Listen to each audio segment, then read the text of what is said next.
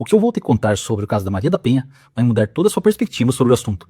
No último vídeo, eu dei mais foco para o momento do crime, e agora vamos analisá-lo depois. Maria da Penha foi baleada enquanto dormia na sua residência, em Fortaleza, no dia 29 de maio de 1983, ficando internada por 4 meses e voltando para casa no início de outubro de 83. Enquanto sua esposa estava internada, Marco Antônio Erech dava conta de atender as suas filhas em casa, trabalhar e viajar a cada 10 dias para Brasília, para ver a sua esposa. Naquele período, Marco Antônio precisou até vender o carro da família para custear as viagens, comprar uma cadeira de roda personalizada e realizar obras na residência para garantir a melhor acessibilidade e comodidade para Maria da Penha. Para não fazer a sua esposa sentir-se culpada pela venda do carro da família, Marco Antônio disse que teria sofrido um acidente e o carro se tornou sucata. Toda a família estava se adaptando à nova realidade, porém uma descoberta iria mudar para sempre a vida de todos eles. Aproveitando que Marco Antônio teria viajado a trabalho, Maria da Penha pediu para uma das suas funcionárias domésticas, que se chamava Olinda, para lhe acompanhar ao escritório do seu marido. Após fazer algumas buscas nas prateleiras e gavetas, descobriu uma carta que revelava que ele tinha uma amante. Olinda relatou que Maria da Penha chorou copiosamente durante horas após fazer a descoberta, relatando que já desconfiava. Ela tirou uma foto dessa carta e se manteve em silêncio por 15 dias. Assim que Marco Antônio viajou novamente a trabalho, Maria da Penha chamou um amigo da família que se chamava Roland Mulick, entregando-lhe uma liminar de separação de corpos e a chave do imóvel para quando ele voltasse. Agora preste atenção nesse ponto. A petição de separação de corpos, feita 5 meses após Maria da Penha ter sido paraplégica devido ao tiro que sofreu durante um assalto na sua residência, tornou a convivência insustentável com seu marido e que ela não iria suportar uma traição.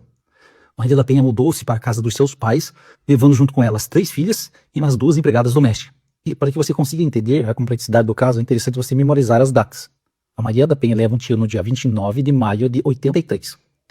O primeiro depoimento que ela vai dar na polícia acontece no dia 10 de janeiro de 84, 8 meses depois. Nesse depoimento, ela confirmou o assalto, relatou ter acordado com um estampido seguido de um barulho, estivesse havendo uma luta corporal e o choro da sua filha, finalizando com os pedidos de socorro do seu marido Marco Antônio. Com isso, ela se deu conta que estava sofrendo um assalto. Naquele momento, os depoimentos das empregadas domésticas, Olinda e Rita, seguiram no mesmo caminho. Porém, no segundo depoimento, tudo virou de cabeça para baixo. No dia 3 de 7 de julho de 84, 1 ano e 2 meses depois da Maria da Penha ser baleada, ela mudou de versão sobre o ocorrido e declarou ter tido um pressentimento no dia de que era o marido dela que efetuou o disparo. Como se já não bastasse, apareceu outras acusações, como uma tentativa de homicídio por meio de uma descarga elétrica durante um banho. Lembrando, 1 ano e 2 meses depois do acontecido. Entre mim, Rita e Olinda, as empregadas domésticas que estavam morando junto com Maria da Penha na casa dos seus pais, também mudaram suas versões.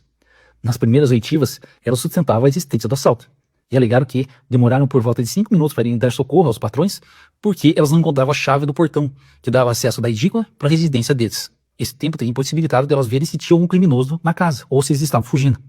Porém, agora nesse depoimento, no último, Rita relatou que enquanto não achavam a chave, ela pulou a janela e foi de encontro ao casal e não viu ninguém na casa, muito menos fugindo. Maria da Penha, que acusa o seu ex-marido de ter atirado nela e forjado um assalto.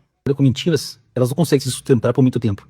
Olinda informou no seu depoimento que era impossível Rita ter pulado da janela, pois ela tinha uma grade que impossibilitava entrar ou sair por ela. Agora vem um detalhe que duvido que você já ouviu falar sobre ele. A empregada doméstica Rita, que foi um dos pilares da condenação do Marco Antônio, tinha apenas 12 anos. Agora pense, com 12 anos, morando integralmente na casa da Maria da Penha, possivelmente não tendo para onde ir ou voltar. Iria repetir tudo que a Maria da Penha pedisse? Essa criança foi quem deu origem à narrativa da espingarda calibre 20, supostamente ocultada minutos depois que o Marco Antônio deu o tiro na Maria da Penha. Mesmo diante de inúmeras investigações, essa espingarda nunca foi encontrada. Essa espingarda era um dos pilares das condenações. Marco Antônio tinha em casa apenas uma espingarda e era de pressão.